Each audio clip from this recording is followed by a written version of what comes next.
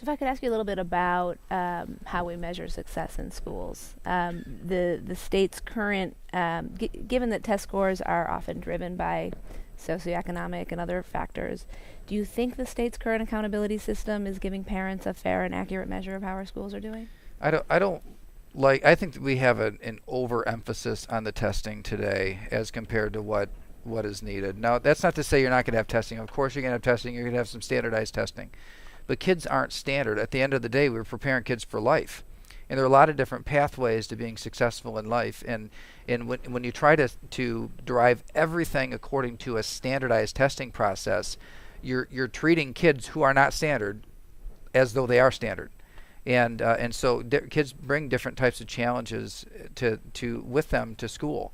And that has to be taken into consideration, not just for how we measure whether a school is being successful, but also the types of interventions that we provide. So it's this idea of making sure that the intervention fits the kid instead of the kid having to fit the intervention that happens to be available. When we talk about reading, it's frustrating where all I hear people talk about is reading coaches. Reading coaches are good for some kids, but the majority of kids that are struggling with reading, that's not all they need. And so that's a component, but it's like oversimplifying a very pervasive problem. And it could be a child that has dyslexia. It needs a particular type of an approach, a very specialized approach. It could be that the child has a vocabulary issue. If you're reading, the child might be able to read, but if they don't know the words that they're reading, they're not going to test high in comprehension. So in that case, you need vocabulary work. In other cases, they might need help with phonics.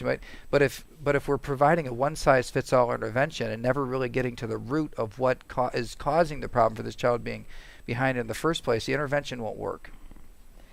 So I realize you're talking about intervention of specific students, but when it comes to state policy, obviously the state's dealing at a much sort of broader level.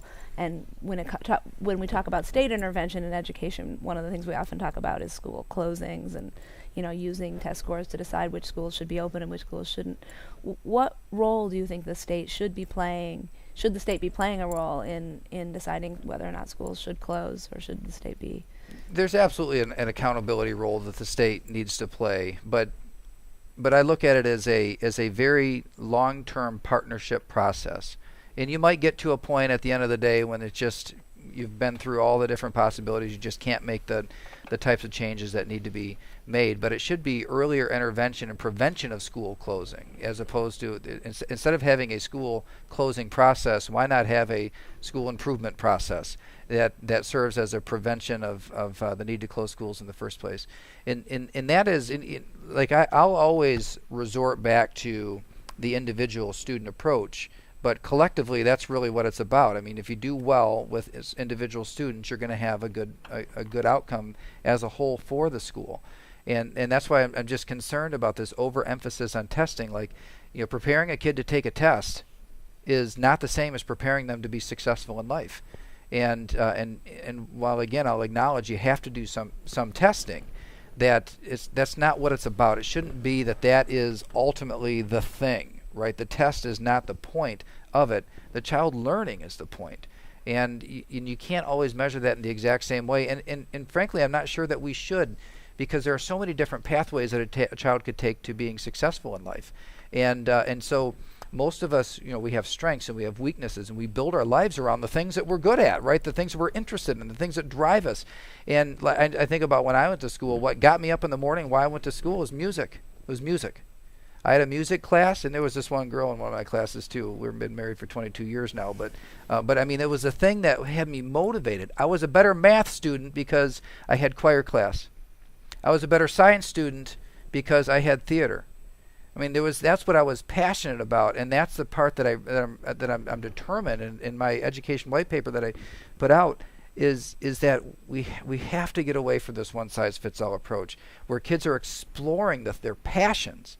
And the education is a whole different scenario when the child is passionate about something that's happening in their education day. When we find that, I think that's really where you have that internal motivation of a student which is like the missing link when a student is really struggling. If they're struggling and they're going to school and there's no part of school that's interesting or exciting or where they feel like they're successful at, then the task of a teacher to get that student motivated to go out and learn and overcome those barriers, it becomes so much harder than if there's that thing that drives the student to be there and to want to be there.